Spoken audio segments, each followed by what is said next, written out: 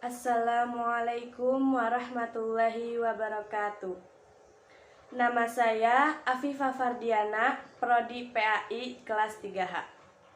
Di sini saya akan menjelaskan tentang pentingnya teknologi bagi pendidikan PAI. Pendidikan merupakan suatu kegiatan yang bersifat umum bagi setiap manusia di muka bumi ini. Pendidikan tidak terlepas dari segala keniatan manusia. Dalam kondisi apapun, manusia tidak dapat menolak efek dari penerapan pendidikan.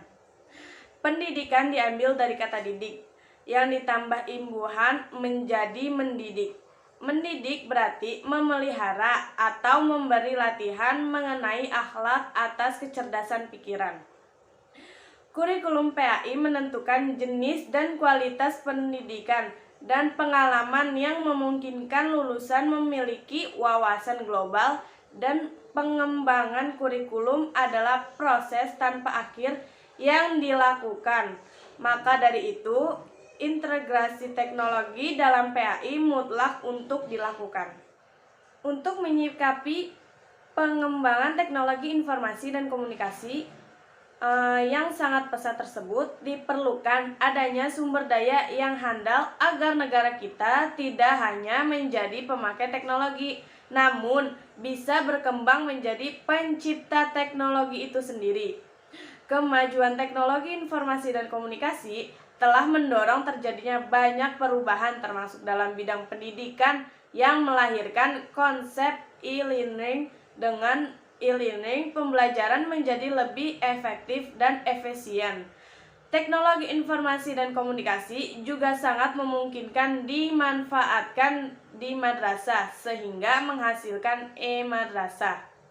Diakui atau tidak, sekarang ini tidak sedikit guru dalam pembelajaran di kelas masih monoton menggunakan ceramah sebagai media sapu jagat dalam menyampaikan pelajaran. Termasuk di dalamnya guru mata pelajaran pendidikan agama Islam atau yang sering disebut PAI. Guru mengajar di depan kelas, sedangkan peserta didik senang atau tidak harus mendengarkannya. Akibatnya, peserta didik akan merasa bosan dengan mata pelajaran yang diajarkannya. Melihat begitu, pentingnya pendidikan agama Islam di sekolah jangan sampai hanya terlintas telah dilaksanakan, tetapi harus mempunyai makna bagi peserta didik. Di antara caranya adalah dengan inovatif pembelajaran peserta didik. Salah satu bentuknya adalah pembelajaran PAI berbasis Information and Communication Technology atau disebut ICT, atau bisa dibilang sering disebut juga dengan teknologi informasi dan komunikasi yang sering disebut juga TIK. Pada prinsipnya, penggunaan ICT atau TIK tidak dilarang, bahkan dianjurkan dalam Islam sepanjang waktu untuk kebaikan dan kemaslahatan. Di luar kondisi itu tentu tidak boleh, apalagi mengarah kepada kemaksiatan, membuang waktu, ajang gosip, mengabaikan yang prioritas, dan kewajiban lupa akan tata nilai yang benar. Dalam pendidikan, transfer pengetahuan bukan menjadi tujuan akhir, karena dalam pendidikan juga bertanggung jawab untuk membentuk karakter atau pribadi. Dengan demikian, pemanfaatan teknologi informasi hendaknya disesuaikan dengan sifat dan tujuan suatu mata kuliah, bukan hanya mengikuti tren pada saat ini. Komunikasi elektronik telah menjadi salah satu strategi terbaru untuk mendukung proses pembelajaran. Aspek paling penting dalam proses pembelajaran adalah kemampuan peserta didik dan pengajar untuk melakukan komunikasi tanpa batas waktu. Proses pembelajaran secara konvensional menggunakan aktivitas yang ada di kelas. Begitu kegiatannya selesai, maka integrasi juga selesai. Dunia teknologi informasi kini memberikan banyak pilihan kepada semua orang, tak terkecuali guru pendidikan agama Islam, misalnya e-education atau pembelajaran berbasis internet, penggunaan telematika, e-learning, blog, multimedia, research center, teknologi pembelajaran melalui komik dan video conference. Ada beberapa contoh pemanfaatan teknologi yang dapat disampaikan dalam pembelajaran PAI, yaitu yang pertama, teknologi informasi berbasis visual. Nah, contohnya penggunaan program PPT dalam proses pembelajaran PAI di kelas.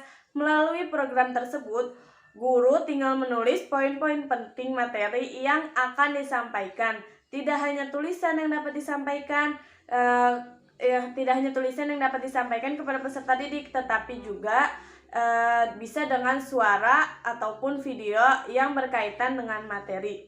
Apalagi di zaman yang seperti ini ya, susah untuk bertatap muka dalam kelas. Nah, guru bisa memberikan materi kepada murid-muridnya melalui aplikasi PPT tersebut lalu dikirimkan. Nah, yang kedua, teknologi informasi berbasis audio. Teknologi yang berkenan dengan pendengaran siswa. Penggunaan audio streaming yang dapat meningkatkan kemampuan siswa dengan basis pendengaran. Kalau misalkan dalam PPT kurang jelas, dosen bisa mengirimkan audio suaranya melalui aplikasi WA ataupun Telegram gitu ya. Nah, yang ketiga, teknologi informasi berbasis visual audio. Jadi, yang teknologi informasi yang kedua tadi digabungkan. Penggunaan computer assisted instruction compact disc atau CD multimedia pembelajaran alternatif dengan penggunaan film, maka siswa akan mendapatkan pengetahuan dari basis audio dan visual, atau bisa sekarang dengan melalui YouTube banyak sekali pembelajaran yang dapat kita ambil. Nah, yang terakhir, teknologi informasi berbasis internet. Contohnya misalkan seperti email, penggunaan email untuk mengumpulkan tugas dari peserta didik. Makanya zaman sekarang sangat mudah bagi kita untuk mengakses segalanya lewat internet. Oleh karena itu, bagi para calon guru harus menguasai teknologi informasi, karena semakin berkembangnya zaman akan semakin canggih teknologi yang akan diciptakan. Kurang lebihnya mohon maaf. Wabillahi taufiq wal hidayah. Wassalamualaikum warahmatullahi wabarakatuh.